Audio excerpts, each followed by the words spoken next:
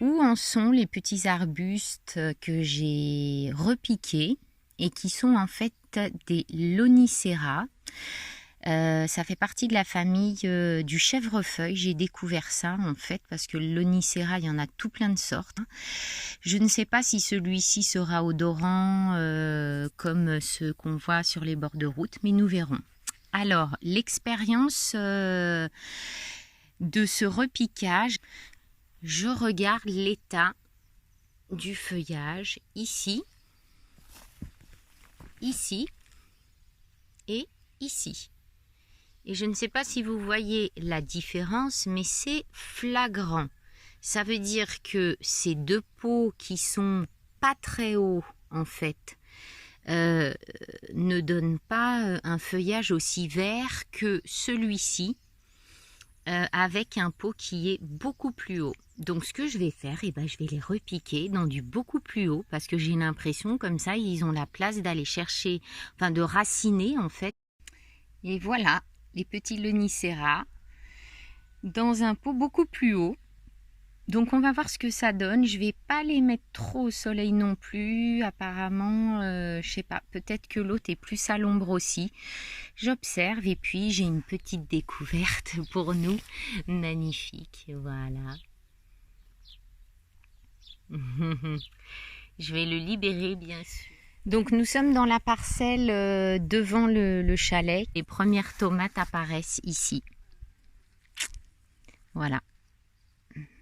Comme vous pouvez voir, donc je suis mais aux anges de savoir que voilà, les tomates poussent, qu'il y a encore plein de fleurs là qui sont là et qui vont pouvoir s'épanouir en fruits. Donc le petit basilic n'est pas au mieux en fait ici. Je ne sais pas si vous le voyez. Voilà, il est sous les... Puis là, il est malade en plus. Il vaut mieux mettre vraiment un gros basilic qui a été fait en semis ou qui a déjà bien poussé parce que là, c'était trop fragile, je pense. Voilà. Et donc, mes salades qui poussent, il a encore pas mal plu. Et puis là, comme il fait beau, je pense qu'elles vont prendre un bon petit coup de pouce. Le romarin se sent très bien ici apparemment. Alors maintenant là ça a tellement poussé, tout était dégagé. Il faut repasser la débroussailleuse. Hier en fin de journée c'était débroussaillage à fond la caisse avec un ami qui m'a prêté sa débroussailleuse. Et donc j'ai commencé à m'en servir, donc je sais maintenant comment ça se passe. Donc j'ai dégagé tout l'espace là sur le côté du chalet, parce qu'il y a le stage à la fin du mois, là dans une semaine. Et puis j'ai continué le chemin jusqu'au bout. En fait cet ami avait été déjà venu pour passer un petit peu dégagé pendant mes vacances, donc merci.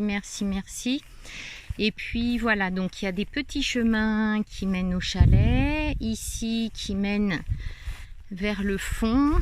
Et puis comme vous pouvez voir, il y a tout l'espace là sur le côté près de la phyto qui a été débroussaillé. Et ça c'était du boulot parce que c'était très très haut. Mais de ce fait, moi du coup je sais m'en servir. Et puis il va falloir que j'envisage d'en acheter une parce qu'en fait il y a vraiment beaucoup de boulot au niveau du jardin. Voilà. Donc ça y est, elle est complètement terminée, la terrasse. Je marche dessus, ça ne fait pas flonflon dans tous les sens. Donc j'ai vraiment bien mis à niveau au maximum et j'ai même mis le pied pour le parasol là que j'ai coincé. Donc c'est prêt, je me réjouis de ces finitions, c'est parce qu'il y avait encore un petit peu à faire, c'était pas tout à fait au même niveau. Et puis ce que j'ai fait aussi, c'est mettre des petites plaquettes sous le support des escaliers parce que la pierre s'étant enfoncée, eh bien il n'y avait plus de contact en fait entre ce support là, pardon, ce support là et la pierre, voilà. Donc il y a toujours des petites choses à faire et surtout d'être attentive à ce qu'il y a à finaliser en fait. Bon, je n'ai toujours pas terminé le traitement là du chalet de ce côté-là et face sud. Il va pleuvoir là, donc je vais pas le faire, mais c'est pas très grave parce que c'est moins exposé que l'autre côté.